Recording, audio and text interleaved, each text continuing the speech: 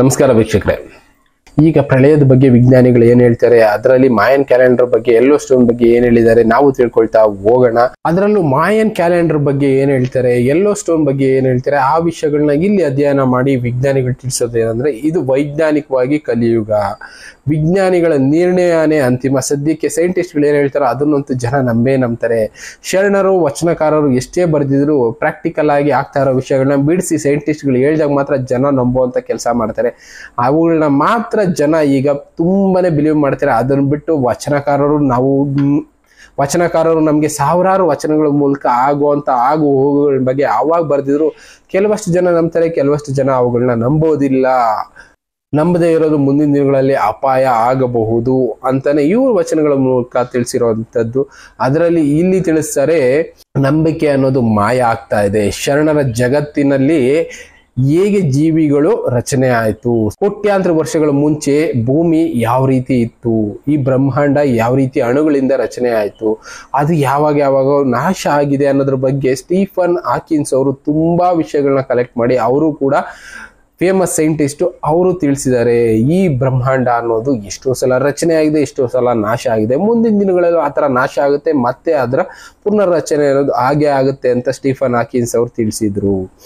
ಅದರಲ್ಲಿ ಈಗ ಬ್ರಹ್ಮಾಂಡ ಮತ್ತೆ ಅಳಿದೋಗಿ ಮತ್ತೆ ಉಳ್ಕೊಳ್ಳೋಂಥ ಬ್ರಹ್ಮಾಂಡ ಯಾವ ಥರ ಇರುತ್ತೆ, ಯಾವಾಗ ಏನೇನಾಗುತ್ತೆ ಅಂತನೂ ವಚನಗಳ ರೂಪದಲ್ಲಿ ಶರಣರು ತಿಳಿಸುವಂತ ಕೆಲಸ ಮಾಡಿದ್ರು.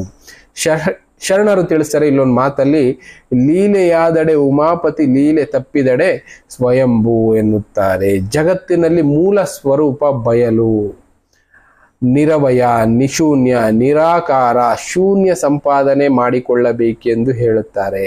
ನಮಗೆ ವಿಜ್ಞಾನಿಗಳ ಮೇಲಿರುವಂತ ನಂಬಿಕೆ ವಿಶ್ವಾಸ ಶರಣರ ಮೇಲಿಲ್ಲ. ಶರಣರು ವಿಜ್ಞಾನಿಗಳಿಗಿಂತ ಜಾಸ್ತಿ ವಿಷಯಗಳನ್ನ ತಿಳಿಸಿ ಹೋಗಿದ್ರು.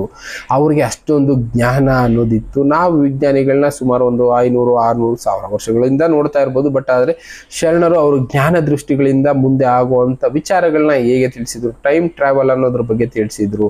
ಅದನ್ನ ವಿಜ್ಞಾನಿಗಳು ಇವಾಗ್ಲೂ ಕೂಡ ಮಾಡೋದಕ್ಕಾಗೋದಿಲ್ಲ. ಅಂತ ವಿಷಯಗಳನ್ನ ಶರಣರು ತಿಳಿಸಿದ್ರು ಅಂತ ಇಲ್ಲಿ ತಿಳಿಸ್ತಾ ಇದ್ದಾರೆ. ಖಗೋಳ ಶಾಸ್ತ್ರದ ಬಗ್ಗೆ ಈಗ ನಾವು ಮಾತಾಡ್ತೀವಿ. ಆದ್ರೆ ಸೂರ್ಯನಿಂದ ಭೂಮಿ ಎಷ್ಟು ದೂರ ಇದೆ, ಎಷ್ಟು ಕಿಲೋಮೀಟರ್ ಇದೆ, ಸೂರ್ಯನಿಂದ ಭೂಮಿಗೆ ಆಗುವಂತ ಅನಾಹುತಗಳೇನು, ಭೀಕರ ಮಾರುತಗಳು ಸೂರ್ಯನಿಂದ ಯಾವ ತರ ಬರುತ್ತೆ, ಇದರಿಂದ ಭೂಮಿಗೆ ಯಾವ ರೀತಿ ಮ್ಯಾಗ್ನೆಟಿಕ್ ಫೀಲ್ಡ್ ಅನ್ನೋದು ಲಾಸ್ ಆಗುತ್ತೆ, ಭೂಮಿ ಸುಟ್ಟೋಗುವಂತ ದಿನಗಳು ಯಾವ ರೀತಿ ಬರುತ್ತೆ, ಈ ವಿಷಯಗಳ ಬಗ್ಗೆ ಶರಣರು ಕೂಡ ಆಗಿನ ಕಾಲದಲ್ಲಿ ವಚನದಲ್ಲಿ ಬರೆದಿದ್ರು. ಅಂತ ದಿನಗಳನ್ನ ಈಗ ಕಣ್ಮುಂದೆ ನೋಡ್ತಾ ಇದ್ದೀವಿ. ಎಕ್ಸಾಂಪಲ್ ಅವ್ರು ಹೇಳಿರೋದು, ಆಗಿನ ಕಾಲದಲ್ಲಿ ಶರಣರು ಬರೆದಿದ್ರಲ್ಲ ಭೂಮಿ ಸುಡುವಂತ ದಿನಗಳು ಬರುತ್ತೆ ಅಂತ. ಒಂದು ಸಲ 1864 ಏನೋ ಲಾಸ್ಟ್ ಪ್ರೋಗ್ರಾಮ್ ಅಲ್ಲಿ ಒಂದು ಮಾಡಿ ತಿಳಿಸಿದ್ದೆ ನಾನು, ಮೆಕ್ಸಿಕೋದಲ್ಲಿ ಸುನಾಮಿಯಿಂದ ಆದಂತ ಅನಾಹುತಗಳ ಬಗ್ಗೆ. ಅದಾದ್ಮೇಲೆ ರೀಸೆಂಟ್ ಇಯರ್ಗಳಲ್ಲೂ ಆಗಿದೆ. ಆಗಿನ ಕಾಲಕ್ಕೆ ಮನೆಗಳು ಸುಟ್ಟೋಗುವಂತ ಕಾಲ ಕೂಡ ಬಂದಿತ್ತು. ಅದನ್ನ ಕೂಡ ವಚನ ರೂಪದಲ್ಲಿ ಅವ್ರು ಬರೆದಿದ್ರು. ಇದೆಲ್ಲ ಹೇಗೆ ಸಾಧ್ಯ ಅನ್ನೋದ್ರ ಮೇಲೆ ಶರಣರ ವಚನಗಳನ್ನ ನಾವು ನಂಬೇಕಾಗುತ್ತೆ ಅಂತಾನೆ ಇಲ್ಲಿ ತಿಳಿಸ್ತಾ ಇರೋದು. ಸೌರಮಂಡಲದಲ್ಲಿ ಆಗುವಂತ ಯಾವುದೇ ರೀತಿ ಸ್ಫೋಟ ಮತ್ತೆ ಉತ್ಪತ್ತಿಯಿಂದ ಶಕ್ತಿ ಬಿಡುಗಡೆ ಆಗುತ್ತೆ, ಅದು ಭೂಮಿಗೆ ಇಂಪ್ಯಾಕ್ಟ್ ಆಗೇ ಆಗುತ್ತೆ. ಇನ್ನ ವಾಷಿಂಗ್ಟನ್, ಸೀಟೆಲ್, ಬ್ರಿಟನ್ ಮತ್ತೆ ಲ್ಯಾನ್ಶೈರ್ ಈ ಜಾಗದಲ್ಲೆಲ್ಲ ತುಂಬಾ ಸಂಶೋಧಕರು ಇದ್ರ ಬಗ್ಗೆ ಕಂಡುಹಿಡಿತಾ ಇರೋದೇನು ಅಂದ್ರೆ, ಕ್ಷೀರಪಥದಲ್ಲಿ ನಮ್ಮ ಮಿಲ್ಕಿ ವೇ ಗ್ಯಾಲಕ್ಸಿನಲ್ಲಿ 9 ಶತಕೋಟಿ ವರ್ಷಗಳ ಹಿಂದೆ ಇದ್ದಂತ ನಕ್ಷತ್ರಗಳ ಚಲನ ವಲನ ಯಾವ ತರ ಬದಲಾಗ್ತಾ ಇದೆ, ಇದನ್ನೆಲ್ಲ ಕಂಡುಹಿಡಿಯೋದಕ್ಕೆ ಒಂದು ದೊಡ್ಡ ಕಂಪ್ಯೂಟರ್ ರೆಡಿ ಮಾಡಿ ಅದರಲ್ಲಿರುವಂತ ವಿಷಯಗಳನ್ನ ಅಧ್ಯಯನ ಮಾಡ್ತಾ ಇದ್ದಾರೆ. ಅವ್ರಿಗೆ ಗೊತ್ತಾಗ್ತಾ ಇರೋ ವಿಷಯಗಳೇನಂದ್ರೆ, ಸೂರ್ಯನ ಮೂಲ ಸ್ಥಳನೇ ಬದಲಾಗಬಹುದು ಮುಂದೊಂದು ದಿನ, ಸೌರಮಂಡಲದಲ್ಲಿ ಆ ರೀತಿ ಬದಲಾವಣೆಗಳು ಕೂಡ ಆಗ್ತಾ ಇರುತ್ತೆ ಅಂತಾನೆ ಇವ್ರು ತಿಳಿಸಿರೋದು. ನಾವು ಈಗ ಕಣ್ಮುಂದೆ ನೋಡಿರೋದು 100 ವರ್ಷ, 200 ವರ್ಷ, 500 ವರ್ಷದ ನೋಡಿರ್ಬೋದು. ಬಟ್ ಆದ್ರೆ ಎಷ್ಟೋ ಸಲ ಸೂರ್ಯ ಎಲ್ಲಿದ್ದ, ಅವನ ಪಥ ಯಾವ ತರ ಇತ್ತು ಅಂತ ನಮಗೂ ಗೊತ್ತಿರಲ್ಲ. ಈಗ ತ್ರೇತಾಯುಗದಲ್ಲಿ ಒಂಥರ ಇದ್ದಿತ್ತೇನೋ, ದ್ವಾಪರ ಯುಗದಲ್ಲಿ ಒಂಥರ ಇತ್ತೇನೋ, ಭೂಮಿ ಸ್ಪೀಡ್ ಕೂಡ ವೇರಿಯೇಷನ್ ಇತ್ತು ಅಂತ ಕೆಲವಷ್ಟು ಸಾಕ್ಷಿಗಳಿದಾವೆ. ಕಾರಣ ಬಂದು ವರ್ಷಗಳ ಲೆಕ್ಕಾಚಾರದ ಬಗ್ಗೆ ನಾನು ಕೂಡ ಒಂದು ಪ್ರೋಗ್ರಾಮ್ ಅಲ್ಲಿ ನಿಮ್ಗೆ ತಿಳಿಸಿದ್ದೆ. ಆಗಿನ ಕಾಲದಲ್ಲಿ ರಾಮ 450 ವರ್ಷ ಬದುಕಿದ್ರು, ಇನ್ನ ರಾವಣ 70,000 ವರ್ಷ ಬದುಕಿದ್ರು, ಇನ್ನ ಬೇರೆಯವರು ಎಷ್ಟೋ 1000 ವರ್ಷಗಳು ಬದುಕಿದ್ರು ಅಂತ ಎಲ್ಲ ತಿಳಿಸ್ತಾ ಇದ್ರಲ್ಲ. ಅದಕ್ಕೆ ಸಾಕ್ಷಿ ಅನ್ನೋದಕ್ಕೆ ಭೂಮಿ ತಿರುಗೋ ಸ್ಪೀಡ್ ವೇರಿಯೇಷನ್ ಇತ್ತು, ವರ್ಷಗಳ ಕ್ಯಾಲ್ಕುಲೇಷನ್ ವೇರಿಯೇಷನ್ ಇತ್ತು ಅನ್ನೋದಕ್ಕೆ ಇವುಗಳು ಕೂಡ ಸಾಕ್ಷಿ ಆಗತ್ತೆ. ಇನ್ನು ಯೆಲ್ಲೋ ಸ್ಟೋನ್ ಒಂದು ಅಗ್ನಿ ಪರ್ವತದ ಬಗ್ಗೆ ಎಲ್ಲರೂ ಕೇಳಿರ್ತೀವಿ. ಸುಮಾರು 9,000 ಕಿಲೋಮೀಟರ್ ಅಲ್ಲಿ ಸ್ಪ್ರೆಡ್ ಆಗಿರುವಂತ ಅಗ್ನಿ ಪರ್ವತ, ಅಮೆರಿಕಾದಲ್ಲಿರುವಂತ ಈ ಯೆಲ್ಲೋ ಸ್ಟೋನ್ ಅಗ್ನಿ ಪರ್ವತದಲ್ಲಿರುವಂತ ಸ್ಪೆಷಾಲಿಟಿಗಳ ಬಗ್ಗೆನೂ ತುಂಬಾ ತಿಳ್ಕೊಂಡಿರ್ತೀವಿ. ಅದರಲ್ಲಿ ಈ ನಮಗೆ ಪ್ರಶ್ನೋತ್ತರ ಮಾಲಿಕಾದಲ್ಲಿ ತಿಳಿಸಿರುವಂತ ವಿಷಯಗಳು, ಚನ್ನಬಸವಾನಂದ ಸ್ವಾಮೀಜಿಗಳು ಕಲೆಕ್ಟ್ ಮಾಡಿ ತಿಳಿಸಿರುವಂತ ವಿಷಯಗಳೇನಂದ್ರೆ, ಅಗ್ನಿ ಪರ್ವತ, ಈ ಯೆಲ್ಲೋ ಸ್ಟೋನ್ ಅಗ್ನಿ ಪರ್ವತ ಒಂದೇ ಭೂಮಿನ ಪೂರ್ತಿ ಧೂಳುಮಯ ಮಾಡ್ಬಿಡ್ಬೋದು, ಸೂರ್ಯನ ಬೆಳಕು ಭೂಮಿ ಮೇಲೆ ಬೀಳ್ದೇ ಇರೋ ತರ ಕೂಡ ಮಾಡ್ಬಿಡ್ಬೋದು ಅಂತ ಟೈಮ್ ಕೂಡ ಬರುತ್ತೆ.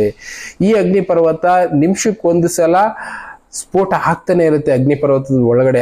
ಆದ್ರೆ ಭೂಮಿಗೆ ಅದರ ಇಂಪ್ಯಾಕ್ಟ್ ಆಗೋದು ಸುಮಾರು 6.5 ಲಕ್ಷಕ್ಕೊಂದು ಸಲ ಮಾತ್ರ ದೊಡ್ಡ ಮಟ್ಟದಲ್ಲಿ ಸ್ಫೋಟ ಆಗಿದೆ. ಆ ರೀತಿ ಆದಾಗೆಲ್ಲ ಭೂಮಿ ಮೇಲೆ ದೊಡ್ಡ ಮಟ್ಟದ ಧೂಳು ಅನ್ನೋದು ಕವರ್ ಆಗಿ ಎಷ್ಟೋ ಭೂಭಾಗಗಳಲ್ಲಿ ಬಿಸಿಲು ಅನ್ನೋದೇ ಬೀಳದೇ ಇರುವಂತ ಸಂದರ್ಭಗಳು ಕೂಡ ಆಗಿದೆ. ಇದರಿಂದ ಭೂಮಿ ಎಪ್ಪುಗಟ್ಟುವಂತ ಪರಿಸ್ಥಿತಿ ಕೂಡ ಹೋಗಿದೆ ಅಂತಾನೆ ಇವರು ತಿಳಿಸಿರೋದು. 2012ರಲ್ಲಿ ಆಸ್ಪಾಸ್ ಈ ಟೈಮ್ನಲ್ಲಿ ಅಗ್ನಿ ಪರ್ವತ ಸ್ಫೋಟ ಆಗಬಹುದು, ಆ ಟೈಮ್ಗೆ ಆಗುತ್ತೇನೋ ಅಂತ ಒಂದು ಲೆಕ್ಕಾಚಾರ ಮಾಡಿದ್ರು, ಬಟ್ ಅದು ಆಗಿಲ್ಲ. 2012 ಫಿಲಂ ನೋಡಿರ್ತೀವಿ, ಅದರಲ್ಲಿ ಯೆಲ್ಲೋ ಸ್ಟೋನ್ ಅಗ್ನಿ ಪರ್ವತ ಬ್ಲಾಸ್ಟ್ ಆಗೋದನ್ನ ಒಂದು ಸೀನ್ ತೋರಿಸ್ತಾರೆ. ಆ ರೀತಿ ಆಗಬಹುದು ಅಂತ ಒಂದು ಲೆಕ್ಕಾಚಾರ ಇತ್ತು, ಅದು ಆಗಿಲ್ಲದೆ ಇರೋದು ಜನರಲ್ಲಿ ನಂಬಿಕೆ ಅನ್ನೋದನ್ನ ಕಡಿಮೆ ಮಾಡಿದೆ. ಆದ್ರೆ ಇದು ಕೂಡ ನಡೆಯುತ್ತೆ ಮುಂದಿನ ದಿನಗಳಲ್ಲಿ. ನಮಗೆ ಶರಣರು ತಿಳಿಸಿರೋದು ಇದನ್ನೇ ಅಂತಾನೆ ಈ ಬುಕ್ಕಿನ ಮೂಲಕ ನಮಗೆ ಚನ್ನಬಸವಾನಂದ ಸ್ವಾಮೀಜಿಗಳು ಜನರಿಗೆ ಎಚ್ಚರಿಸುವಂತ ಕೆಲಸ ಮಾಡ್ತಾ ಇದ್ದಾರೆ. ಇನ್ನ ಮಾಯಾನ್ ಜನಾಂಗದ ಬಗ್ಗೆ ಹೇಳೋದಾದ್ರೆ, ಇವರು ಮೆಕ್ಸಿಕೋ, ಗ್ವಾಟೆಮಾಲಾ ಮುಂತಾದ ಪ್ರದೇಶಗಳಲ್ಲಿ ಬದುಕ್ತಾ ಇದ್ರು. ಫ್ಯೂಚರ್ ಯಾವ ತರ ಇರುತ್ತೆ ಅನ್ನೋದನ್ನ ಅವರ ಬರಹಗಳಲ್ಲಿ ಗೋಡೆಗಳ ಮೇಲೆ ಬರೆದು ಹೋಗಿದ್ರು. ಅವರ ಲೆಕ್ಕಾಚಾರದ ಪ್ರಕಾರ, ಸಾವಿರಾರು ವರ್ಷಗಳ ಮುಂಚೆ ಅವ್ರು ಬರೆದಿರೋ ಲೆಕ್ಕಾಚಾರದ ಪ್ರಕಾರ 2012ಕ್ಕೆ ಅವರ ಕ್ಯಾಲೆಂಡರು ಎಂಡ್ ಆಗಿತ್ತು.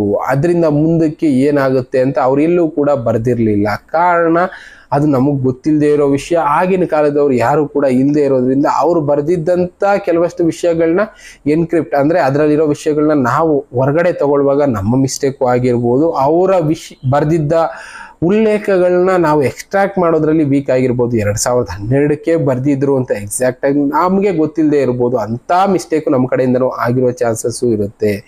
ಅವರು ಬರ್ದಿದ್ದ ಕುರುಹುಗಳು, ಗೋಡೆ ಮೇಲೆ ಬರ್ದಿದ್ದಂತ ಗೂಢಾರ್ಥಗಳು ಎಕ್ಸ್ಟ್ರಾಕ್ಟ್ ಮಾಡೋದಕ್ಕೆ ಒಂದೊಂದ್ಸಲ ವೀಕ್ ಆಗಿರ್ತೀವಿ. ಎಂತಕ್ಕೆ ಅಂದ್ರೆ ಎಲ್ಲಾ ವಿಷಯಗಳು ನಮ್ಮ ಕೈಲಿ ಅರ್ಥ ಮಾಡ್ಕೊಳ್ಳೋದಕ್ಕೆ ಆಗೋದಿಲ್ಲ. ಒಂದೊಂದು ವರ್ಡ್ಗಳಿಗೆ, ಒಂದೊಂದು ಲೈನ್ಗೆ ಒಂದೊಂದು ರೀತಿಯ ಅರ್ಥಗಳಿರುತ್ತೆ. ಈಗ ಈಜಿಪ್ಟಿಯನ್ ಕೂಡ ಬರೀತಾರೆ ಕೆಲವಷ್ಟು ವರ್ಡ್ಗಳನ್ನ, ಒಂದೊಂದು ಪದಕ್ಕೂ ಒಂದೊಂದು ಲೈನ್ಗೂ ಒಂದೊಂದು ಅರ್ಥ ಇರುತ್ತೆ. ಚೈನೀಸ್ ವರ್ಡಿಂಗ್ಸ್ ನೋಡಿದ್ರೆ ನಮ್ಗೆ ಗೊತ್ತಾಗುತ್ತೆ ಯಾವ ಪದಕ್ಕೆ ಯಾವ ರೀತಿ ಅರ್ಥ ಇರುತ್ತೆ ಅಂತ. ಅದೇ ರೀತಿ ಇವರ ಪದಗಳ ವರ್ಡ್ಗಳ ಬಳಕೆಯಲ್ಲಿರುವಂಥ ವಿಷಯಗಳನ್ನ ಎಕ್ಸ್ಟ್ರಾಕ್ಟ್ ಮಾಡೋದ್ರಲ್ಲಿ ಸ್ವಲ್ಪ ವೇರಿಯೇಷನ್ ಅನ್ನೋದು ಆಗಿರಬಹುದು ಅನ್ನೋದು ಕೂಡ ಒಂದು ಲೆಕ್ಕಾಚಾರ ಇದೆ. ಆ ರೀತಿ ಲೆಕ್ಕಾಚಾರಗಳಲ್ಲಿ ವೀಕ್ ಆಗಿರೋದ್ರಿಂದ ಈ ಅನಾಹುತಗಳು ನಡೀತವೆ. ಬಟ್ ಆದ್ರೆ ಮುಂದೆ ಆಗಿರ್ಬೋದು, ವೇರಿಯೇಷನ್ ಇರ್ಬೋದು ಡೇಟ್ ಅಲ್ಲಿ ಅನ್ನೋದಷ್ಟೇ ನಾವಿಲ್ಲಿ ಅರ್ಥ ಮಾಡ್ಕೋಬೇಕಾಗಿರೋದು. ಯಾವುದೇ ಆಗ್ಲಿ ಕಾಲಜ್ಞಾನ ಯಾವತ್ತೂ ಸುಳ್ಳಲ್ಲ. ಇದನ್ನ ನಂಬಿ ಶರಣರು ಬರ್ದಿರೋದಾಗ್ಬೋದು, ಇನ್ನ ಬೇರೆ ಬೇರೆ ಕಾಲಜ್ಞಾನಿಗಳು ಬರ್ದಿರೋದಾಗ್ಬೋದು, ಯಾವುದೇ ಆಗ್ಲಿ ಸುಳ್ಳಾಗಲ್ಲ. ಇದೆಲ್ಲ ನಡೆಯುತ್ತೆ. ವರ್ಷ ಮತ್ತೆ ತಿಂಗಳು, ಈ ಗಳಿಗೆ ಟೈಮ್ ಅನ್ನೋದು ವೇರಿಯೇಷನ್ ಆಗ್ಬೋದು. ಸ್ಪೀಡ್ ಆಫ್ ಗ್ರಹಗಳ ಸ್ಪೀಡ್ ಮೇಲೆ ಪ್ಲಸ್ ಸೂರ್ಯನಿಂದ ಆಗುವಂತ ಈ ಧೂಮಕೇತುಗಳು ಪ್ಲಸ್ ಸೂರ್ಯ, ಈ ನಕ್ಷತ್ರಗಳ ಚಲನ ವಲನಗಳಿಂದ ಆಗುವಂತ ಬದಲಾವಣೆಗಳಿಂದ ವೇರಿಯೇಷನ್ ಆಗ್ಬೋದು. ಬಟ್ ಆದ್ರೆ ಇದೆಲ್ಲ ನಡೆಯುತ್ತೆ ಅಂತ ಕಾಲಜ್ಞಾನಿಗಳು ಬರ್ದಿದ್ದಾರೆ. ಅಂತ ವಿಷಯಗಳು ನಡೀತವೆ. ಕಾಯ್ದು ನೋಡಿ ಬೇಕಾದ್ರೆ ಅಂತಾನೆ ನಮ್ಗೆ ತಿಳಿಸುವಂತ ಪ್ರಯತ್ನ ಮಾಡಿದ್ದಾರೆ. ಇನ್ನ ಕಾಲಜ್ಞಾನನ ನಂಬೇಕಾ? ಬಸವಾದಿ ಹೇಳಿರೋದೆಲ್ಲ ಇದುವರೆಗೆ ಯಾವ್ದಾದ್ರು ನಿಜವಾಗಿದ್ಯಾ ಅಂತ ಕೆಲವಷ್ಟು ಜನಕ್ಕೆ ಪ್ರಶ್ನೆ ಬರುತ್ತೆ. ಆ ವಿಷಯಗಳ ಬಗ್ಗೆನೂ ಶರಣರ ವಚನಗಳಲ್ಲಿ ಇರುವಂತ ವಿಷಯಗಳನ್ನ ತಿಳಿಸಿ ಜನಕ್ಕೆ ಅರ್ಥ ಮಾಡಿಸುವಂತ ಕೆಲಸನ ಚನ್ನಬಸವಾನಂದ ಸ್ವಾಮೀಜಿಗಳು ಮಾಡಿದ್ದಾರೆ. ಕಾಲಜ್ಞಾನನ ಯಾಕೆ ನಂಬಬೇಕು? ಅವ್ರು ಬರ್ದಿಟ್ಟಿರೋದೆಲ್ಲ ನಿಜಾನ? ಹೌದು ನಿಜ. ಒಂದು 90% ನಾವೀಗ ಆಲ್ರೆಡಿ ಕಣ್ಮುಂದೆ ನೋಡ್ಬಿಟ್ಟಿದ್ದೀವಿ, ಇನ್ನ ನೋಡ್ಬೇಕಾಗಿರೋದು ಬಾಕಿ ಇದೆ. ಅದರಲ್ಲಿ ಕೆಲವಷ್ಟು ವಚನಗಳಲ್ಲಿ ಅವರು ಹೇಳ್ತಾರೆ, ಸಾರಿ ಹೇಳಿದ ವಾಕ್ಯ ಸಟೆಯಲ್ಲ, ಇದು ಶಿವನಾಣೆ ನಿಜ ಎಂದು ಆಣೆ ಇಟ್ಟು ಶರಣರಿಗೆ ಹೇಳಿದ್ದಾರೆ ಅಂದ್ರೆ ಅರ್ಥ ಮಾಡ್ಕೊಳ್ಳಿ. ಅವರು ಐಕ್ಯವಾದ್ರಲ್ಲ, ಆಗಿಂದ 780 ವರ್ಷ ಆದ್ಮೇಲೆ ಮತ್ತೆ ಹುಟ್ಟಿ ಬರ್ತೀವಿ ಅಂತ ಅವ್ರ ಕಾಲಚಕ್ರದಲ್ಲಿ ಹೇಗೆ ಬರೆಯೋದಕ್ಕಾಗುತ್ತೆ? ಅದನ್ನೆಲ್ಲ ಅವರು ದಿವ್ಯ ದೃಷ್ಟಿಯಿಂದ ನೋಡಿ ಮಾತ್ರ ಬರಿಬಹುದು. ಇನ್ನ ಅವರು ಬರೆದಿರೋ ವಚನಗಳಲ್ಲಿ ಸಾಮಾಜಿಕ, ರಾಜಕೀಯ, ಧಾರ್ಮಿಕ, ವೈಜ್ಞಾನಿಕ ಈ ತರದ ವಿಷಯಗಳ ಬಗ್ಗೆ ಕಾಲಜ್ಞಾನದಲ್ಲಿ ತಿಳಿಸಿದರೆ ಯಾವ ರೀತಿ ಸಮಾಜದಲ್ಲಿ ಬದಲಾವಣೆ ಆಗುತ್ತೆ, ಅದರಿಂದ ಮನುಷ್ಯನಿಗೆ ಯಾವ ರೀತಿ ತೊಂದರೆಗಳಾಗುತ್ತೆ ಅನ್ನೋದನ್ನ ಅವ್ರ ವಚನಗಳ ಮೂಲಕ ತಿಳಿಸುವಂತ ಕೆಲಸ ಮಾಡಿದ್ರು. ಅದರಲ್ಲಿ ಸಾಮಾಜಿಕ ವಚನಗಳಲ್ಲಿ ನಾವು ನೋಡೋದಾದ್ರೆ, ಪಂಚಗ್ರಹದಲ್ಲಿ ಪ್ರಪಂಚವಾದೀತು ಹಂಚುಕಂತಿಯ ಹಿರಿಯಾರು ಸುವ್ವಿ ಅವರು ಚಂಚಲೆಯರು ಹಿಂದೆ ತಿರುಗ್ಯಾರು ಸೂವಿ ಅಂತ ತಿಳಿಸ್ತಾರೆ. ಈ ವಚನದ ಬಗ್ಗೆ ಆಲ್ರೆಡಿ ತುಂಬಾ ಸಲ ನಾವು ತಿಳ್ಕೊಂಡಿದೀವಿ. ಇನ್ನು ರಂಡೇರು ಆಳ್ಯಾರು ಮಿಂಡಾರು ಸಾಕ್ಯಾರು ದಂಡ ತೆತ್ಯಾರು ಅರಮನೆಗೆ ಲೋಕದಳು ಬಂಡೆದ್ದು ಹೋದಾರು ಕಡೆಯಾಟ ಸುವಿ. ಈ ವಚನದ ಬಗ್ಗೆನೂ ನಾನು ತಿಳಿಸಿದ್ದೀನಿ. ರಂಡೇರು ಹೆಚ್ಚಾರಗಿ ವೇಶ್ಯಾರು ಕೆಟ್ಟಾರು ಗಂಡನುಳ್ಳವರು ಗಟ್ಲಿಸ್ಯಾರು ಲೋಕದಳು ಪುಂಡು ಹೆಣ್ಣುಗಳಿಗೆ ದಿಕ್ಕಿಲ್ಲ. ಈ ವಚನಗಳ ಬಗ್ಗೆನೂ ನಾನು ಮೊನ್ನೆ ಪ್ರೋಗ್ರಾಮ್ ಅಲ್ಲಿ ತಿಳಿಸಿದ್ದೀನಿ. ಇದನ್ನೇ ಅವ್ರು ಹೇಳ್ತಾ ಇರೋದು. ಸಾಮಾಜಿಕವಾಗಿ ನಮ್ಮಲ್ಲಿ ಆಗುವಂತ ವಿಚಾರಧಾರೆಗಳ ಬಗ್ಗೆ ಅವರು ಆಗಿನ ಕಾಲದಲ್ಲೇ ವಚನಗಳ ಸ್ವರೂಪದಲ್ಲಿ ಬರೆದಿದ್ರು. ಇಂಥದ್ದೆಲ್ಲ ನಡೆಯುತ್ತೆ ಅಂತ. ಅತ್ತೆಗೆ ಸೊಸೆ ಬಂದು ಕಾಲಲ್ಲಿ ಒದೆವಾಳು ಅಂತ ಹೇಳಿದ್ರು. ಅಂತ ದಿನ ಈಗ ನೋಡ್ತಾ ಇದ್ದೀವಿ. ಅತ್ತೆಗೆ ಸೊಸೆ ಕಾಲಲ್ಲಿ ಒದೆಯುವಂತ ಕಾಲ. ಕಲ್ಯಾಣ ಪಟ್ಟಣವು ಕಟ್ಟುಗಾರ ಕೇರಿ ಆದೀತು ಅಂತ ತಿಳಿಸ್ತಾರೆ. ಕಲ್ಯಾಣ ಪಟ್ಟಣ ಅಂದ್ರೆ ಬೀದರ್ ಸರೌಂಡಿಂಗ್ ಅಲ್ಲಿ ಕಲ್ಯಾಣ ಪಟ್ಟಣ ಅನ್ನೋದಿತ್ತು. ಅದು ಕಟ್ಟುಕಾರ ಕೇರಿ ಆಗುತ್ತೆ ಅಂತ ತಿಳಿಸ್ತಾರೆ. ಕಟುಕರು ಅಂದ್ರೆ ಮಾಂಸ ಮಡ್ಡಿಗಳನ್ನ ಕಡಿಯೋರು ಕೇರಿ ಆಗುತ್ತೆ ಅಂತ. ಈಗ ಬೀದರ್ ಸರೌಂಡಿಂಗ್ ಎಲ್ಲ ಕಟುಕರ ಕೇರಿ ಆಗ್ತಾ ಇದೆ ಕೆಲವಷ್ಟು ಜಾಗಗಳಲ್ಲಿ ಅಂತ. ಇದರಿಂದ ನಾವು ಅರ್ಥ ಮಾಡ್ಕೋಬಹುದು ಆಗಿನ ಕಾಲದ ವಚನಗಳು ನಿಜ ಆಗ್ತಾ ಇದ್ದಾವೆ ಅನ್ನೋದಕ್ಕೆ ಇವುಗಳು ಕೂಡ ಸಾಕ್ಷಿ ಆಗುತ್ತೆ. ಒತ್ತಿಗೆ ಹೋದವರು ಕತ್ತೆಗಳಾದಾರು ನೋಡಿರಣ್ಣ ಅಂತ ತಿಳಿಸ್ತಾರೆ. ಎಷ್ಟೋ ವಚನಗಳು ಈಗ ಕಣ್ಣು ಮುಂದೆ ನಡೀತಾ ಇರೋದಕ್ಕೆ ಇವುಗಳೇ ಸಾಕ್ಷಿಯಾಗಿರೋದು. ಗುರುವಿನ ಸತಿಯರು ಶಿಷ್ಯರ ಆಳ್ಯಾರು ಉಯ್ಯಲೋ ಡಂಗೂರವ ಅತ್ತೆ ಸೊಸೆ ನಾದಿನಿ ಮನೆದೊತ್ತು ಹುಯ್ಯಲೋ ಡಂಗೂರವ ಅಯ್ಯ ಬತ್ಯಾರು ಸತಿಯರ ಒಡನೂಡಿ ಹೋದ್ಯಾರು ಉಯ್ಯಲೋ ಡಂಗೂರವ ಅಂತ ತಿಳಿಸ್ತಾರೆ. 108 ಕುಲ ಒಂದು ನೀರನ್ನು ಕುಡಿವಾರು ಹುಯ್ಯಲೋ ಡಂಗೂರವ ಸಾರಿ ಹೇಳಿದ ವಾಕ್ಯ ಸಟೆಯಲ್ಲ ಶಿವನಾಣೆ ಹುಯ್ಯಲೋ ಡಂಗೂರವ ವ್ರತನೇಮ ಶೀಲರು ಮತಿಗೇಡಿಯಾದರು ಉಯ್ಯಲೋ ಡಂಗೂರವ. ಇಲ್ಲಿ 108 ಕುಲದವರು ಜಾತಿ ಮತ ಎಲ್ಲ ಮಾರ್ತು ಒಂದೇ ನೀರನ್ನ ಕುಡಿಯುವಂತ ಕಾಲ ಬರುತ್ತೆ. ಅಷ್ಟೊಂದು ನೀರಿನ ಅಭಾವ ಬರುತ್ತೆ ಅಂತ ವಚನಗಳ ಸ್ವರೂಪದಲ್ಲಿ ತಿಳಿಸಿದ್ದಾರೆ. ಈಗ ನೋಡ್ತಾ ಇದೀವಿ ನೀರಿನ ಅಭಾವ ಯಾವ ತರ ಇದೆ ಅಂತ. ಬೆಂಗಳೂರು ನೋಡಿದ್ರೆ ಸಾಕು ನಮಗೆ ಗೊತ್ತಾಗ್ಬಿಡುತ್ತೆ. ನೀರು ಒಂದೇ ನೀರನ್ನ 108 ಜಾತಿಯವರು ಕುಡಿದು ಬದುಕ್ತಾ ಇಲ್ವಾ ಅಂತ ಕಾಲ ಈಗ ಆಲ್ರೆಡಿ ಬಂದ್ಬಿಟ್ಟಿದೆ. ಇದೆಲ್ಲ ಯಾವುದು ಸುಳ್ಳಲ್ಲ, ಇದು ಶಿವನಾಣೆ ನಂಬಿ ಅಂತ ಅವ್ರ ವಚನಗಳಲ್ಲಿ ತಿಳಿಸಿದ್ದಾರೆ. ವ್ರತ ನಿಯಮ ಶೀಲ ಇವನ್ನೆಲ್ಲ ಬಿಟ್ಟು ಮತಿಗೇಡಿಗಳಾಗ್ತಾರೆ ಅಂತ ತಿಳಿಸಿದ್ರು. ಅದು ಕೂಡ ನಡೀತಾ ಇದೆ. ಸತಿಯಿಂದ ತಾನು ಹತವಾಗುತ್ತೈದಾನೆ ಹುಯ್ಯಲೋ ಡಂಗೂರವ ಹಾರುವರ ಕೇರಿಲಿ ಆಧಾರ ಹೆಚ್ಚೀತು ಹುಯ್ಯಲೋ ಡಂಗೂರವ. ಆಧಾರ ಹೆಚ್ಚಾಗುತ್ತೆ ಅನ್ನೋದ್ರ ಬಗ್ಗೆ ತಿಳಿಸ್ತಾ ಇದ್ದಾರೆ. ಈಗ ನೋಡ್ತಾ ಇದ್ದೀವಿ ಸತಿಯಿಂದ ಹತ್ಯೆ ಅನ್ನೋದು ಆಗುತ್ತೆ, ಹತರಾಗ್ತಾರೆ ಪತಿಯರು ಅನ್ನೋದು ಒಂದು ಗೂಢಾರ್ಥದಲ್ಲಿ ತಿಳಿಸಿದ್ದಾರೆ. ಅದು ಈಗ ಎಷ್ಟೋ ಕಡೆ ನೋಡ್ತಾ ಇದ್ದೀವಿ. ಬಣ್ಣದರ ಮನೆಗೆ ಹಾಳು ಬಿದ್ದಂತದನು ಕಣ್ಣಲ್ಲಿ ಕಾಣಲಿಲ್ಲೇ ಒಡ ಹುಟ್ಟಿದಕ್ಕನ ಹೋಗಲಿಲ್ಲೇ ಸನ್ಯಾಸಿ ಕೆಟ್ಟಿದಲ್ಲೇ ಹೊನ್ನಳ್ಳು ಅರಸಿಗರ ಹಳಿಯಲಿಲ್ಲೇ ರಂಡೇರ ಮನೆಗೆ ಹಣ್ಣ ಎಂದು ಹೋಗಿ ಗರ್ಭಿಣಿಯರಾಗಿ ಕೆಡುವರಣ್ಣ ಗಂಡಂಗ ಮಿಂಡಂಗ ಒಂದೇ ಪಂಕ್ತಿಯಲ್ಲಿ ಊಟ ಮಾಡಿಸುವುದು ಕಾಣಲಿಲ್ಲೇ. ಇಲ್ಲಿ ಒಂದು ವಚನದಲ್ಲಿ ತಿಳಿಸ್ತಾರೆ ಯಾವ ರೀತಿ ಮೋಸ ಮಾಡುವಂತ ನಾರಿಯರು ಸೃಷ್ಟಿ ಆಗ್ತಾರೆ ಅಂತ ಒಂದು ವಚನದಲ್ಲಿ ತಿಳಿಸ್ತಾ ಇದ್ದಾರೆ. ಹೊಲಮನಿ ಉದ್ಯೋಗ ಕೆಟ್ಟು ಮಳೆ ಬೆಳೆಗಳು ಅತಿಶೂನ್ಯವು ಹಲವು ಪರಿಯಲಿ ಚಿಂತೆಯು ಜನರಿಗೆ ಸುಖವಿಲ್ಲದಣ್ಣ ಕಣ್ಣಾರೆ ಕಾಣಲಿಲ್ಲೇ. ಹೊಲ ಮನೆ ಉದ್ಯೋಗ ಎಲ್ಲ ಅಂತ ಕೆಟ್ಟೋಗುವಂತ ಕಾಲ ಬರುತ್ತೆ. ಮಳೆ ಬೆಳೆ ಅನ್ನೋದು ಶೂನ್ಯ ಆಗುವಂತ ಕಾಲ ಕೂಡ ಬರುತ್ತೆ ಅಂತ ತಿಳಿಸಿದರೆ ಜನರಿಗೆ ಆ ಟೈಮ್ನಲ್ಲಿ ಸುಖ ಅನ್ನೋದು ಇರೋದಿಲ್ಲ. ಧರ್ಮವು ಮುಳುಗಲಿಲ್ಲೇ ಮನೆಗೆ ಕರ್ಮವು ಹೆಚ್ಚಾಗಲಿಲ್ಲೇ ಅರಸು ಹಾಳಾಗಲಿಲ್ಲೇ ಜಗದೊಳಗೆ ಗರತಿ ಸುಳಿಯಾಗಲಿಲ್ಲೇ ನರಗುರುವೆನಿಸಿ ನಲಿದಾಡದಲ್ಲೇ ಸೂರ್ಯನು ಸರ್ವರು ಕುಡಿದಿದ್ದು ಕಾಣಲಿಲ್ಲೇ ಕಳಹು ಬಹಳ ಹೆಚ್ಚಲಿಲ್ಲೇ ಕಲಿಯುಗದೊಳಗೆ ಅಳಿಯ ಹತ್ಯೆಯನ್ನು ಹೋಗಲಿಲ್ಲೇ. ಇಲ್ಲಿ ನಾರ್ತ್ ಕರ್ನಾಟಕ ಲ್ಯಾಂಗ್ವೇಜ್ ಅಲ್ಲಿ ಕೆಲವಷ್ಟು ವಚನಗಳನ್ನ ತಿಳಿಸುವಂತ ಕೆಲಸ ಮಾಡಿದ್ದಾರೆ. ಧರ್ಮ ಹಾಳಾಗೋಗುತ್ತೆ, ಸೂರ್ಯನ ಸರ್ವರು ಕುಡಿತಾರೆ ಅಂದ್ರೆ ಡ್ರಿಂಕ್ಸ್ ಮಾಡೋರು ಜಾಸ್ತಿ ಆಗ್ತಾರೆ, ಮದ್ಯಕ್ಕೆ ಜನರು ದಾಸರಾಗ್ತಾರೆ, ಕಳ್ಳತನ ಅನ್ನೋದು ಜಾಸ್ತಿ ಆಗ್ತಾ ಹೋಗುತ್ತೆ ಎಲ್ಲಾ ಕಡೆ ಕಲಿಯುಗದ ಕೊನೆಯಲ್ಲಿ. ಅಳಿಯ ಅತ್ತೆಯ ಮನೆಯಲ್ಲಿ ಉಳ್ಕೊಳ್ಳುವಂತ ಕಾಲ ಕೂಡ ಬರುತ್ತೆ ಅಂತ ಇವರು ವಚನಗಳ ಮೂಲಕ ತಿಳಿಸೋ ಕೆಲಸ ಮಾಡಿದ್ದಾರೆ. ಇನ್ನ ಪ್ರಶ್ನೋತ್ತರ ಮಾಲಿಕಾನಲ್ಲಿ ಕೆಲವಷ್ಟು ವಚನಗಳಲ್ಲಿ ನಾವು ತಿಳ್ಕೊಬೇಕಾಗಿರೋದಿದೆ. ಅವುಗಳೇನಂದ್ರೆ ಮಕ್ಕಳು ತಾಯಿಗೆ ಹೋಗಲಿಲ್ಲ, ಬಾಯಿ ಭಿನ್ನಾಣದ ಮಾತು ಒಳಗೊಂಡು ಹೊರಗೊಂದು ಭವಿಭಕ್ತರಗಲ್ಲಿಲ್ಲೇ ಶಿವಭಕ್ತರು ಭವಿಯನ್ನು ಹೋಗಲಿಲ್ಲವೇ ಭಾಷೆಗೆ ತಪ್ಪಲಿಲ್ಲೇ. ಇಲ್ಲಿ ಒಳಗೊಂದು ಹೊರಗಡೆ ಒಂದು ಮಾತಾಡುವಂತ ಜನರು ಜಾಸ್ತಿ ಆಗ್ತಾರೆ. ನಂಬಿಕೆ ಕೆಡಿಸ್ಕೊಳ್ಳುವಂತ ಜನರು ಮಧ್ಯ ಬದುಕುವಂತ ಪರಿಸ್ಥಿತಿ ಬರುತ್ತೆ. ಗಂಡನಿಗೆ ವಿಷವ ಮದ್ಯಕ್ಕನಿಲ್ಲೇ ವೇಶ್ಯಾರು ಗರತಿಯಾಗಿ ಮನೆಯೊಳಗೆ ಇರುವುದು. ಇಲ್ಲಿ ಗಂಡನಿಗೆ ವಿಷನ ಇಡುವಂತ ಹೆಂಗಸರು ಜಾಸ್ತಿ ಆಗ್ತಾರೆ ಅಂತ ಅವ್ರ ವಚನದಲ್ಲಿ ತಿಳಿಸ್ತಾ ಇದ್ದಾರೆ. ದೇಶದೊಳಗೆ ಕಣ್ಣಾರೆ ಕಾಣಲಿಲ್ಲೇ ಜಂಗಮರು ಕೆಟ್ಟು ಇರುವುದಿಲ್ಲವೇ. ಜಂಗಮರು ಕೆಡ್ತಾರೆ, ಶಿವನ ಪೂಜೆ ಮಾಡ್ತಾ ಇರುವಂತ ಎಷ್ಟೋ ಜಂಗಮರು ಕೆಡ್ತಾರೆ, ಕೆಟ್ಟ ಕೆಲಸಗಳಲ್ಲಿ ಅವರು ಇಳಿತಾರೆ ಅಂತ ಇವ್ರ ವಚನದಲ್ಲಿ ತಿಳಿಸಿದ್ದಾರೆ. ಲಿಂಗವನ್ನು ಕಳಕೊಂಡು ಕೆಟ್ಟುದಿಲ್ಲವೇ, ಜಂಗುಳಿಯುವ ದೈವ ಪೂಜೆ ಮಾಡದವನು ಕಣ್ಣಾರೆ ಕಾಣಲಿಲ್ಲೇ. ಇಂಥದ್ದನ್ನೆಲ್ಲ ಕಣ್ಣಾರೆ ನೋಡುವಂತ ಕಾಲ ಬರುತ್ತೆ.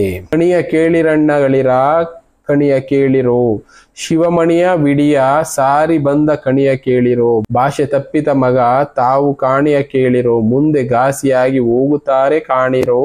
ಹೋಗುತ್ತಾರೆ ಕಣಿಯ ಕೇಳಿರೋ ಅಂತ ಇನ್ನೊಂದು ಕಣಿ ರೂಪದಲ್ಲಿ ವಚನಗಳನ್ನ ತಿಳಿಸಿದ್ದಾರೆ. ಕೊರವಂಜಿ ಕಣಿಗಳನ್ನ ಹೇಳ್ತಾ ಇದ್ರು, ಆ ರೂಪದಲ್ಲೂ ಕೂಡ ವಚನಗಳನ್ನ ಬರೆದಿದ್ದಾರೆ. ನಾವು ಹೇಳ್ತಾ ಇರುವಂತ ಕಣಿ ರೂಪದಲ್ಲಿರುವಂತ ವಚನಗಳನ್ನ ಅರ್ಥ ಮಾಡ್ಕೊಳ್ಳಿ. ಭಾಷೆ ತಪ್ಪಿದ ಮಕ್ಕಳಿಗೆ ಯಾವ ರೀತಿ ಪರಿಸ್ಥಿತಿ ಬರುತ್ತೆ ನೋಡಿ ಅಂತ ಇವರು ತಿಳಿಸ್ತಾ ಇದ್ದಾರೆ. ಪತಿವ್ರತೆಯರು ಕೆಟ್ಟರಿನ್ನು ಕಣಿಯ ಕೇಳಿರೋ, ವ್ರತಹೀನರಾದರಿನ್ನು ಕಣಿಯ ಕೇಳಿರೋ, ಪಟ್ಟ ರಾಜ್ಯದರೆಲ್ಲ ಕಣಿಯ ಕೇಳಿರೋ, ಇನ್ನು ಹಿಟ್ಟು ಮಾರಿ ತಿನ್ನುತ್ತಾರೆ ಕಣಿಯ ಕೇಳಿರೋ ಅಂತ ತಿಳಿಸ್ತಾರೆ. ಇಲ್ಲಿ ಪತಿವ್ರತರೆಲ್ಲ ಕೆಟ್ಟು ಹೋಗ್ತಾರೆ, ವ್ರತಹೀನರಾಗ್ತಾರೆ, ಪಟ್ಟ ರಾಜ್ಯವೆಲ್ಲ ಹಾಳಾಗುತ್ತೆ, ಹಿಟ್ಟು ಮಾರಿ ಬದುಕುವಂತ ಕಾಲ ಬರುತ್ತೆ ನೋಡಿ ಅಂತ ತಿಳಿಸ್ತಾರೆ. ರಾಗಿ ಹಿಟ್ಟನ್ನ ಮಾರಿ, ಅಕ್ಕಿ ಹಿಟ್ಟನ್ನ ಮಾರಿ, ಗೋಧಿ ಹಿಟ್ಟನ್ನ ಮಾರಿ ಬದುಕುವಂತ ಕಾಲ ಬರುತ್ತೆ ಅಂತ ತಿಳಿಸ್ತಾರೆ. ಆದರವು ಸರಿಯುವುದು, ಆದರವು ಹೆಚ್ಚುವುದು ಕೇದಾರಿ ಜಗದಿ. ಆಟ ಪಾಠಗಳೆಲ್ಲ ಕೂಟುದೊಳ್ಳೆ ತಿರುಹು, ನೋಟು ಬೆರವರ ನುಡಿ ಬೇರೆ ಸ್ತ್ರೀಯರ ಆಟವೇ ಆಟ ನಂಜೇಶ ಅಂತ. ಇಲ್ಲಿ ನಂಜೇಶ್ ಅವರ ವಚನಗಳಿದೆ, ಇನ್ನ ಬಸವಣ್ಣವ್ರ ವಚನಗಳಿದೆ, ಇನ್ನು ಸತ್ಯಕ್ಕ ಅವ್ರ ವಚನ, ಬೇರೆ ಬೇರೆ ಎಲ್ಲಾರ ವಚನಗಳಲ್ಲೂ ಕೆಲವಷ್ಟು ಸಾಮಾಜಿಕವಾಗಿ ರಾಜಕೀಯವಾಗಿ ಏನೇನು ಬದಲಾವಣೆ ಆಗುತ್ತೆ ಇದೆಲ್ಲ ನಿಜ ಆಗ್ತಾ ಇರೋದಕ್ಕೆ ಈ ವಚನಗಳು ಸಾಕ್ಷಿ ಅಂತ ನಾವು ಅರ್ಥ ಮಾಡ್ಕೋಬೇಕಾಗುತ್ತೆ. ಈ ವಿಷಯಗಳನ್ನ ಅರ್ಥ ಮಾಡ್ಕೊಳ್ಳಿ ಅಂತ ಚನ್ನಬಸವಾನಂದ ಸ್ವಾಮೀಜಿಗಳು ಈ ವಿಷಯಗಳ ವಚನಗಳ ಮೂಲಕ ನಮಗೆ ಅರ್ಥ ಮಾಡಿಸೋ ಕೆಲಸ ಮಾಡ್ತಾ ಇದ್ದಾರೆ. ಕಾರಣ ಈಗ ಆಲ್ರೆಡಿ ಇದೆಲ್ಲ ನಡೀತಾ ಇರೋದು ಸಾಕ್ಷಿ ಆಗಿದೆ, ಅವರ ವಚನಗಳು ನಿಜ ಅನ್ನೋದಕ್ಕೆ. ಕೆಟ್ಟದು ಅನ್ನೋದು ಎಲ್ಲಾ ಕಡೆ ಆಗುತ್ತಾ, ಬರೀ ಇಲ್ಲ ಭಾರತಕ್ಕೆ ಮಾತ್ರ ಸಂಬಂಧಪಟ್ಟಿದ್ದ ಅಂತ ಇನ್ನ ಕೆಲವಷ್ಟು ಪ್ರಶ್ನೆಗಳು ಬರುತ್ತೆ. ಅದಕ್ಕೆ ಕೂಡ ಉತ್ತರ ಕೊಡುವಂತ ಪ್ರಯತ್ನ ಮಾಡಿದ್ದಾರೆ. ಶರಣರ ಕಾಲಜ್ಞಾನದ ಪ್ರಕಾರ ಭೂಮಿಯ 4 ದಿಕ್ಕಿನ ಕಡೆಯಿಂದನೂ ಭಯಾನಕ ಕಂಪನಗಳಾಗುತ್ತೆ. ಸೂರ್ಯನ ವಿಪರೀತ ಶಾಖ ಭೂಮಿಗೆ ತಟ್ಟುತ್ತೆ, ನೀರೆಲ್ಲ ಒಣಗೋಗುತ್ತೆ, ಭೂಮಿಯ ಎಲ್ಲಾ ದಿಕ್ಕಲ್ಲೂ ಅಪಾಯ ಅನ್ನೋದಿದೆ. ಆದ್ರೂ ಕೆಲವಷ್ಟು ಜನ ಉಳಿತಾರೆ ಅಂತ ಮಾತ್ರ ಕಾಲಜ್ಞಾನದಲ್ಲಿ ತಿಳಿಸುವಂತ ಪ್ರಯತ್ನ ಮಾಡಿದ್ದಾರೆ. ಕಾರಣ ಈಗ ಸೂರ್ಯನ ಬಿಸಿಲು ಅನ್ನೋದು ಯಾವ ಕಡೆ ತಟ್ಟುತ್ತೆ ಅಂತ ಹೇಳೋದಕ್ಕಾಗೋದಿಲ್ಲ, ಸಮುದ್ರಗಳು ಯಾವ ಕಡೆ ಒಣಗ್ತವೆ ಅಂತ ಹೇಳೋದಕ್ಕಾಗೋದಿಲ್ಲ, ನೀರಿನ ಅಭಾವ ಎಲ್ಲೆಲ್ಲಿ ಬರುತ್ತೆ ಹೇಳೋದು ಕಷ್ಟ ಆಗುತ್ತೆ. ಭೂಮಿ ತಿರುಗ್ತಾ ಇರೋದ್ರಿಂದ ಭೂಮಿಗೆ ಎಲ್ಲಾ ದಿಕ್ಕಿನಿಂದ ಕೂಡ ತೊಂದರೆ ಅನ್ನೋದು ಹಾಗೆ ಆಗುತ್ತೆ ಅಂತ ಶರಣರು ಆಗಿನ ಕಾಲದಲ್ಲೇ ಕಂಡುಕೊಂಡಿದ್ರು. ತುಂಬೈತೆ ದಿನದ ಮಹಿಮೆ ಎಂದು ತೋರಲನ್ನ ಬೇಡಿ, ಜಂಬೂ ದ್ವೀಪದ ಆಟವೆಲ್ಲ ಒಂದೇ ದಿವಸಕ್ಕೆ ಮುಂದೆ ನೆರವು ಗನವು ಬಹಳೆಂದು ಬೇಡಿರಣ್ಣ ಅಂತ ತಿಳಿಸ್ತಾರೆ. ನೊಂದುವುದು ಉರಿವ ದೀಪ, ದಿಂದುಳಿಯುವುದು ದೇನು ತಡವೇ ಅಂತ ತಿಳಿಸ್ತಾರೆ. ಉರಿವ ದೀಪ ಅಂದ್ರೆ ಸೂರ್ಯನಿಂದ ಭೂಮಿ ಸುಟ್ಟೋಗೋದು ಒಂದೇ ದಿನದಲ್ಲಿ ಸುಟ್ಟೋಗುತ್ತೆ, ಅದೇನು ತಡ ಆಗೋದಿಲ್ಲ, ಅಂತ ಕಾಲ ಕೂಡ ಬರುತ್ತೆ ಅಂತ ತಿಳಿಸಿದ್ದಾರೆ. ಮೊದಲೇ ಕೆಲವಷ್ಟು ವಚನಗಳಲ್ಲಿ ತಿಳಿಸಿದ್ರಲ್ಲ, ಸೂರ್ಯ ಚಂದ್ರನ ಬೆಳಕು ಬೀಳದೇ ಇರುವಂತ ಭೂಭಾಗಗಳು ಕೂಡ ಆಗೋಗ್ತವೆ, ಭೂಮಿ ತನ್ನ ಪತನ ಬದಲಾಯಿಸುವಂತ ದಿನ ಕೂಡ ಬರುತ್ತೆ ಅಂತ ತಿಳಿಸಿದ್ದಾರೆ ಆಲ್ರೆಡಿ. 4 ದಿಕ್ಕಿನ ಮೂಲೆ ಏಕಾಗಿ ಅದರೀತು, ಲೋಕದ ಧರ್ಮ ಅಳಿದೀತು ಸುವಿ. ಇದು ತಾಯಿ ನೀಲಾಂಬಿಕಾ ಅವರು ತಿಳಿಸಿರೋದು. 4 ದಿಕ್ಕು ಏಕವಾಗಿ ಅದರುತ್ತೆ, ಲೋಕದ ಧರ್ಮ ಅಳಿಯುತ್ತೆ ಅಂತ ತಿಳಿಸಿದ್ದಾರೆ. ಇದು ನಾವು ನಂಬಬೇಕಾಗಿರೋದು. ಇದು ಎಲ್ಲಾ ಕಡೆ ನಡೆಯುತ್ತೆ ಭೂಮಿ ಮೇಲೆ, ಒಂದೊಂದು ಕಡೆ ಒಂದೊಂದು ರೀತಿ ನಡೆಯಬಹುದು ವಿಷಯಗಳು. ಆದ್ರೆ ಅಲ್ಲಲ್ಲಿ ಕಾಲಜ್ಞಾನಗಳನ್ನ ಕೆಲವಷ್ಟು ಜ್ಞಾನಿಗಳು ಕಂಡುಕೊಂಡು ಬರೆದಿದ್ದಾರೆ. ಅವುಗಳನ್ನ ಅಧ್ಯಯನ ಮಾಡಿದಾಗ ನಮಗೆ ಮಾತ್ರ ಗೊತ್ತಾಗುತ್ತೆ. ನಾವು ಇಲ್ಲಿ ಭಾರತದಲ್ಲಿ ಕೆಲವಷ್ಟು ವಿಷಯಗಳನ್ನ ತಿಳ್ಕೊಬಹುದು. ಅಂತ ವಿಷಯಗಳನ್ನ ನಮಗೆ ಚನ್ನಬಸವಾನಂದ ಸ್ವಾಮೀಜಿಗಳು ಈ ಪುಸ್ತಕಗಳ ಮೂಲಕ ತಿಳಿಸುವಂತ ಕೆಲಸ ಮಾಡಿದ್ದಾರೆ. ಪ್ರಶ್ನೋತ್ತರ, ಜನರಿಗೆ ಏನೇ ಪ್ರಶ್ನೆಗಳು ಬರ್ಬೋದು ಅದಕ್ಕೆ ಉತ್ತರಗಳನ್ನ ಕೊಡುವಂತ ಕೆಲಸ ಬುಕ್ಗಳ ಮೂಲಕನೇ ಅವರು ಮಾಡಿದ್ದಾರೆ. ಇನ್ನು ಇದ್ರ ಬಗ್ಗೆ ಮುಂದಿನ ದಿನಗಳಲ್ಲಿ ನಾನು ತಿಳಿಸ್ಕೊಡ್ತಾ ಹೋಗ್ತೀನಿ, ಅವ್ರ ಜೊತೆ ಡಿಸ್ಕಸ್ ಮಾಡ್ತಾ. ಈಗ ಎಷ್ಟೋ ವಚನಗಳನ್ನ ತಿಳಿಸ್ಕೊಟ್ಟಿದ್ದೀನಿ, ಇನ್ನ ಎಷ್ಟೋ ವಚನಗಳು ತಿಳಿಸ್ಕೊಡೋದಿದೆ, ತಿಳಿಸ್ಕೊಡ್ತಾ ಹೋಗ್ತೀನಿ. ಥ್ಯಾಂಕ್ ಯು, ಮತ್ತೆ ಸಿಗೋಣ, ಗುಡ್ ಬೈ.